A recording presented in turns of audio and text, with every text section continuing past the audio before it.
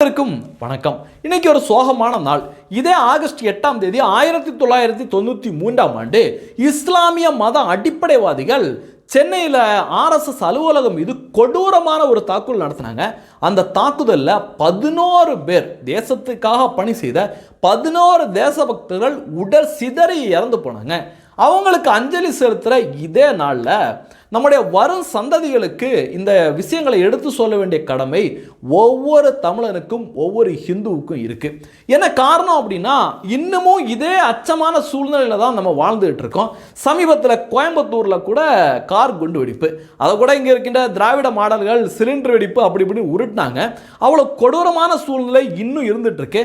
காரணம் என்ன அப்படின்னா, இந்த பயங்கரவாதிகளை, இந்த மதவாதிகளை ஆதரித்து அவங்களுடைய ஓட்டு பிச்சைக்காக, ஓட்டுக்காக தாஜா பண்ற அரசியல், என்ன தப்பு பண்ணாலும் கடந்து போற தாஜா பண்ற அரசியல் இந்தியாவிலே எங்க அதிகம் பார்த்தீங்கன்னா நம்ம தமிழகத்தில் தான். அதனால வரும் சந்ததியினருக்கு இதை பற்றியெல்லாம் சொல்ல வேண்டிய இடத்துல நம்ம தொடர்ந்து இருந்து, அதுதான் இறந்து போன அந்த 11 தேசபக்தர்களுக்கு நம்ம செலுத்துற உண்மையான அஞ்சலியா இருக்கும் அப்படின்னு நான் நினைக்கிறேன்.